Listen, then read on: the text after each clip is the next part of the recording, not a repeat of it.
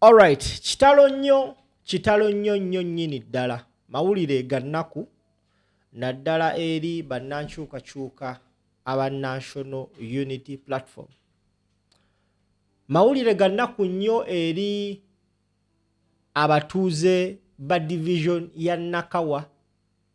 Mawulire gannaku nnyo eri fraternity y'abayimbi.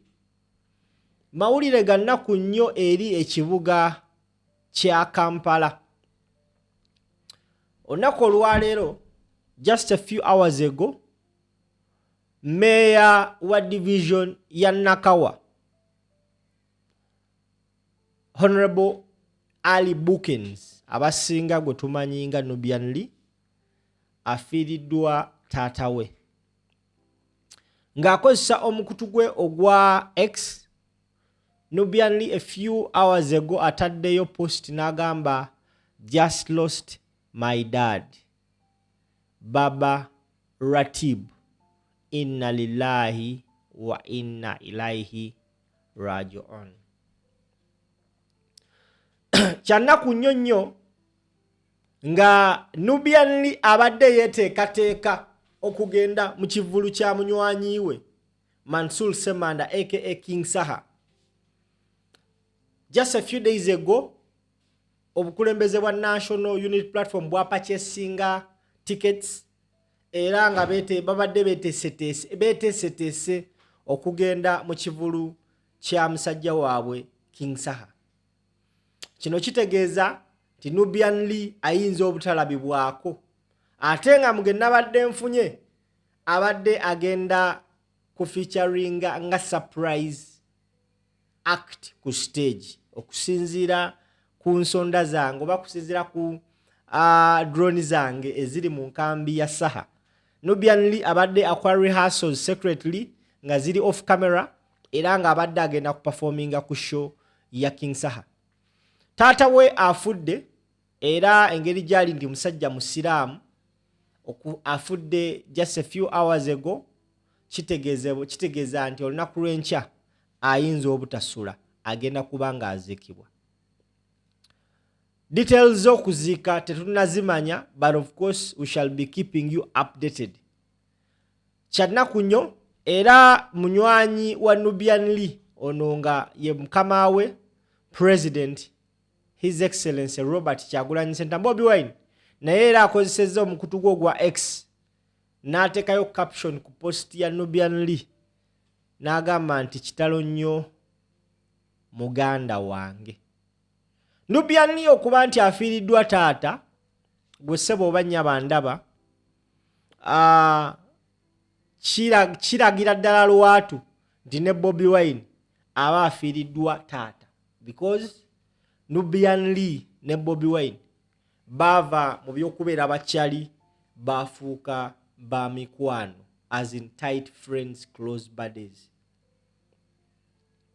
Mawulire gannaku nnyo nnyo naddala ffe abawangalira ku kyalo ky'Ekkulambiro, ntuuze munnaffe Nubian Lee ate nga ye meeya wa division ya Nakawa afiiriddwa taata we.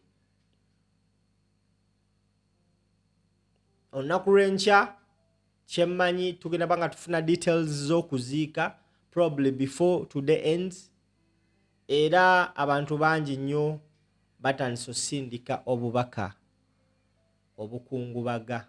obukungubagira Nubian Lee olw'okuviirwako taata we. Mawulire gannaku nnyo. Twongera okusabira omwoyo gw'omugenzi Omukama Katonda agulamuze ekisa era n'okugumya Meya Nubian Lee mu Katonda gye tuva era gye tugenda okudda. Ffenna ly'ekkubo just kaba kaseera. Saba Mukama Katonda akugumye gwe ne famire yo mwenna abagumye naddala mu kiseera kino kye muyitamu eky'okusoomoozebwa. Enteekateeka z'okuziika tugenda banga tuzibawa bwe tuba nga tuzifunye. Mu mawulire amalala gwe ssebo oba nnyabo atulaba ku mukutu, waliwo waliwo eggulire eribadde litambula ku mikutu gimugatta abantu eyaliko kapiteeni wa ttiimu y'omupiira the Cranes amanyikibwa nga Ande Mwesigwa ayina ensonga z'abaddemu era nga ensonga ze yaguddemu amazima go zikaabya amaziga. Ande Mwesigwa agamba waliwo ba mafia abaagala okumutwalako essomero lye nga bayita mu disguise za looni. Story ya Ande Mwesigwa ngezezaako nnyo gigoberera wabula nenjipiikingamu interest nengamba nja kujjako ku mukutu n'abantu bawulirize story ya Ande Mwesigwa oba oli awo okozese commentary section otubulire kyolowooza ku story ya Ande Mwesigwa. Ande Mwesigwa bw'ati bw'ayogera ku nsonga z'essomero lye lyagamba nti waliwo abaagala odditwala mu ngeri y'ekikujjukujju bw'ati bwe yagambye. Katukomewo. Nali mbankinga ne Equity nga gye mbankinga, so Equity nesikirizibwa negamba tutambule ffenna. Equity banka yaniko okumpangayo ku obusente miliyoni 2 miliyoni 3 miliyoni nga bwe fabrishing essomero buli sente ze bampa actually sente zalinga mu finishing. So tutuuka Equity nebanga erina miliyoni 3.8 nga zituuse 3.8 and twali tuziservicinga bulungi. Kati bank gye bayita ABC Bank nepiikinga interest ng'eyita mu ba agents bayo manyi babeera mu butale nga banoonya buti business.